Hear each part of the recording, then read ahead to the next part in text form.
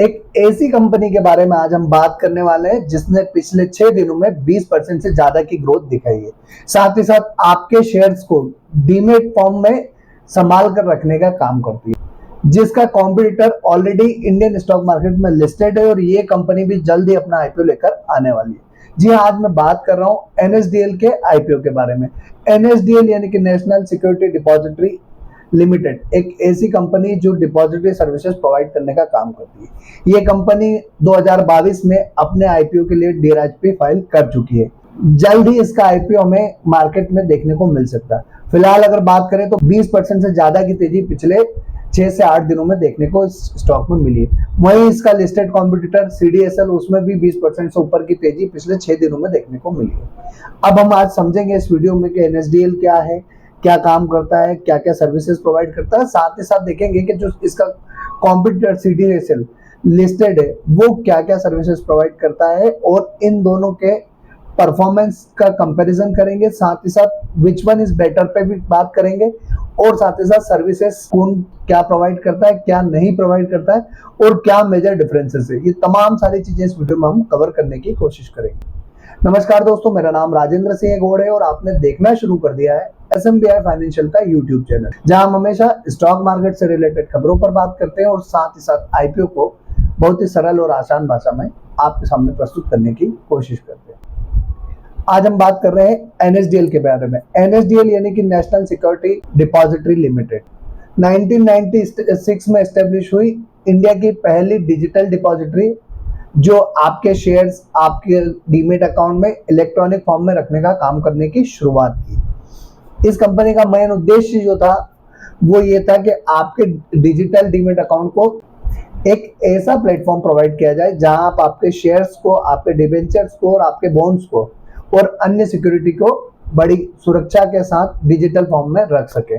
जैसे हम बैंक में पैसा डिपॉजिट करते हैं पूरा डिजिटल इलेक्ट्रॉनिक फॉर्म में, वैसा ही हम हमारे शेयर्स को, बॉन्ड्स को, डिबेंचर्स को और भी अन्य सिक्योरिटीज को इलेक्ट्रॉनिक फॉर्म में डीमेट में रख। 2024 तक एनएसडीएल की बात की जाए तो इंडिया की एकमात्र ऐसी डिपॉजिटरी जो 500 लाख करोड़ का एयूएम संभालने का काम करती। अब अगर हम एक बार एनएसडीएल के मिशन की बात करें तो निवेशकों की संपत्तियों को सुरक्षित और ट्रांसपेरेंट ढंग से डिजिटल रूप में संभालने का इसका उद्देश्य और उसे सही ट्रांसफर सुनिश्चित करना इसका मेन मोटिव है। अब बात करते हैं हम कि एनएसडीएल क्या क्या सर्विसेज प्रोवाइड करता है। तो ई सर्विसेज में स्पीड ई डिलीवरी इंस्ट्रक्शन की ऑनलाइन सुविधा प्रोवाइड करता है। साथ ही साथ ईडीआईएस बिना फिजिकल स्लिप के शेयर ट्रांसफर करने की फैसिलिटी प्रोवाइड करता है। IDEAS यानी कि डीमेट होल्डिंग्स की ऑनलाइन जानकारी प्रोवाइड करता है। एनएसडीएल स्पीड ऐप के थ्रू आप मोबाइल से सेवाओं का इस्तेमाल कर सकते हैं। साथ ही साथ स्पाइस यानी कि BOIS और POA खातों की जानकारी आप ले सकते हैं। डिजिटल अगर इंटीग्रेशंस की बात करें तो डिजिटल लेस यानी कि लोन अगेंस्ट सिक्योरिटी के लिए डिजिटल फ्रेमवर्क प्रोवाइड करने का काम करती है। डायरेक्ट अकाउंट वैलिडेशन, खाते की रियल टाइम जानकारी आपको प्रोवाइड करती है। EATM रिडम्पशन यानी कि म्यूचुअल फंड को इंस्टेंट रिडम्पशन का ऑप्शन प्रोवाइड करती है। ई डीमैट यानी कि पेपरलेस डीमैट प्रोसेस करने की फैसिलिटी प्रोवाइड करती है। EPR, EDR और मार्जिन प्लेज यानी डिजिटल रिपोर्टिंग और मार्जिन सेवाओं की फैसिलिटी प्रोवाइड करती है। अब इसकी सर्विसेज की बात करते हैं तो कॉर्पोरेट एक्शन जिसमें हम डिविडेंड, बोनस, राइट इशू तमाम सारी फैसिलिटी प्रोवाइड करती है। साथ ही साथ ई वोटिंग, जब शेयर धारकों को ई वोटिंग प्लेटफॉर्म प्रोवाइड करने का काम करती है। ESOP मैनेजमेंट जिसमें कर्मचारियों और स्टाफ के लिए लाभ प्रोवाइड करने का काम करती है। इश्यूअर पोर्टल यानी कि वेब बेस्ड सर्विसेज प्रोवाइड करती है। ई वॉलेट सर्विसेज जहां पर इन्वेस्टर अपने पैन कार्ड, अपने आधार कार्ड, अपने ड्राइविंग लाइसेंस सभी को एक डिजिटल फॉर्म में सुरक्षित रख सकते हैं, जिसे उन्हें बार बार डॉक्यूमेंट्स कैरी करने की रिक्वायरमेंट नहीं होगी। साथ ही साथ CMS, NSDL नेविगेटर और डेटा डाउनलोड जैसे टूल्स प्रोवाइड करती है। टैक्स और कंप्लायंस टूल्स प्रोवाइड करती है जिसके तहत company pan verification, CKYC, eKYC, साथ ही साथ FPI मॉनिटरिंग और बॉन्ड डेटाबेस प्रोवाइड करने का काम करती है। अब बात करते हैं हम कि एनएसडीएल टेक्नोलॉजी और उसका इंफ्रास्ट्रक्चर। 63,140 से ज्यादा एनएसडीएल के जो है सर्विस सेंटर अवेलेबल है पूरे भारत में। 3.84 करोड़ से ज्यादा निवेशकों के डीमेट अकाउंट एनएसडीएल में खुले हुए हैं। एनएसडीएल इंडिया की एकमात्र ऐसी संस्थान है जो 500 लाख करोड़ रुपीस का एयूएम मेंटेन करती है। अब एक बार हम इस का शेयर होल्डिंग पैटर्न समझ लेते हैं कि किस कंपनी ने इसके कितने % शेयर होल्ड किए हुए। आईडीबीआई बैंक की बात की जाए तो 26.10% शेयर आईडीबीआई के पास है। एनएससी की बात करें 24% शेयर है। एचडीएफसी बैंक के पास 8.95% है। यूटीआई के पास 6.83% है। वहीं अगर हम अदर्स की बात करें तो 34.12% शेयर्स अदर्स के पास है। अब एक बार सीडीएसएल की अगर हम बात करें तो सीडीएसएल जो है बीएससी की डिपॉजिटरी है और एनएसडीएल एनएससी की डिपॉजिटरी है। अब एक बार हम एनएसडीएल और सीडीएसएल का कंपैरिजन कर लेते हैं। तो एनएसडीएल की अगर बात करें तो 1996 में एस्टेब्लिश हुई, वहीं सीडीएसएल 1999 में एस्टेब्लिश हुई। डीमेट अकाउंट मार्च 2025 तक बात करूं तो 3.80 करोड़ डीमेट अकाउंट जो है एनएसडीएल में ओपन है, वहीं 15 करोड़ प्लस डीमेट अकाउंट जो है सीडीएसएल में ओपन है। मतलब सीडीएसएल यहाँ पर एनएसडीएल से काफी ज्यादा आगे है।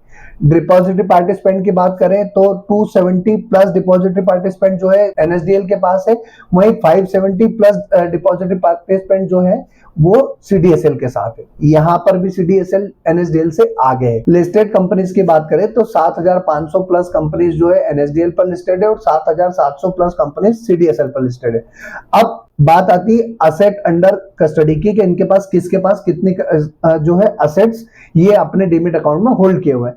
तो 500 लाख करोड़ के जो असेट्स है वो एनएसडीएल के पास है, वहीं सीडीएसएल की बात करें तो मात्र 37.20 लाख करोड़ के असेट्स जो है सीडीएसएल के पास। अब इसके पीछे का सबसे बड़ा रीजन ये है कि जो सीडीएसएल है इसके पास रिटेल कस्टमर है और एनएसडीएल के पास सारे एचएनआई फंड्स सारे सभी जो है वो एफआईडीआई उनके डीमेट अकाउंट जो है एनएसडीएल के पास है। इसलिए यहाँ पर अगर हम देखें तो फंड में जो असेट्स है उसमें एक बड़ा डिफरेंस देखने को मिलता है। अब एक बार हम एनएसडीएल के फाइनेंशियल्स देख लेते हैं।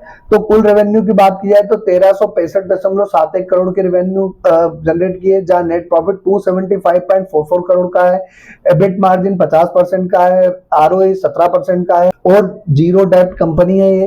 अब सीडीएसएल की रेवेन्यू की बात की जाए 1082 करोड़ की रेवेन्यू है, नेट प्रॉफिट 526 करोड़ का है, 32% का आरओई है और पी रेशियो की बात की जाए 67.10 का है। अब एनएसडीएल अनलिस्टेड शेयर के प्राइस और वैल्यूएशंस की बात करें तो 1260 रुपए के आसपास आज का इसका वर्तमान का प्राइस है। फेस वैल्यू 2 रुपए की। टोटल जो मार्केट में शेयर है वो 20 करोड़ शेयर है और मार्केट कैप की बात करूं तो 25,500 करोड़ का मार्केट कैप है इसका। अब एनएसडीएल के आईपीओ की अगर उम्मीद की बात करें तो डीआरएचपी तो वैसे जुलाई 2022 में ही इन्होंने फाइल कर दिया था। आईपीओ में सबसे बड़ा ड्रॉबैक अगर हम समझे तो वो ये होने वाला है कि आईपीओ पूरा का पूरा ओएफएस होने वाला, मतलब कोई भी नया फंड जो है वो कंपनी के पास नहीं आने वाला, जिससे नए एक्सपेंशन की फिलहाल कोई उम्मीद दिखती नहीं है। सेबी का अप्रूवल मिल चुका है, लिस्टिंग एनएससी पर होगी। अब रिस्क फैक्टर अगर एक बार हम इसमें देखें तो ग्रोथ इसकी सीडीएसएल के मुकाबले स्लो है। रिटेल में इसका पार्टिसिपेशन काफी कम है, एचएनआई और एफआईडीआई में इसका पार्टिसिपेशन काफी अच्छा है। आईपीओ में नई फंडिंग नहीं मिलने वाली है। अब बात आती है कि सीडीएसएल बेटर या एनएसडीएल, तो as compare to NSDL better तो सीडीएसएल लगता है, बट सीडीएसएल की भी अगर हम बात करें तो 1450 1350 रुपए पिछले 1.5-2 महीने में 1350 रुपए से 1750 रुपए तक होके आ गया है सीडीएसएल। वहीं एनएसडीएल की भी बात करें तो 1265 रुपए के ऊपर के हाई बना दिए इसने, 1050 के आसपास के लो थे। अब बात आती है कि किसको खरीदना चाहिए, तो मेरा परसेप्शन ये है कि किसी भी स्टॉक को खरीदने से पहले आपको खुद की रिसर्च करना चाहिए, अपने फाइनेंशियल एडवाइजर से कंसल्ट करना चाहिए और साथ ही साथ अपने फाइनेंशियल कंडीशन देखने के बाद या तो बीएससी में निवेश करें, एनएससी में निवेश करें, सीडीएसएल में निवेश करें, एनएसडीएल में निवेश करें और साथ ही साथ अनलिस्टेड मार्केट के कुछ और शेयर जैसे एचडीबी फाइनेंशियल, विक्रम सोलर जैसे स्टॉक्स को भी सेबी के अप्रूवल मिल चुका है, तो इनके भी जल्द आईपीओ आने वाला है। तो आपको करना ये है कि आपको एक स्ट्रॉन्ग रिसर्च करने के बाद ही निवेश करें, क्योंकि अभी आप अनलिस्टेड मार्केट में किसी भी स्टॉक में पैसे लगाओगे बहुत जल्दी पैसे बन रहे हैं, पर रिस्क भी उतना ही है और मैं कहूंगा कि उससे ज्यादा रिस्क है। किसी पे एक आपत्ति है और आईपीओ डिले होता है तो आपको एग्जिट नहीं मिलेगा। टाटा कैपिटल का शेयर एक समय 1100 रुपए ट्रेड करके नीचे में 950 रुपए तक ट्रेड करके आया है। सितंबर 2025 तक इनके आईपीओ आने की उम्मीद है।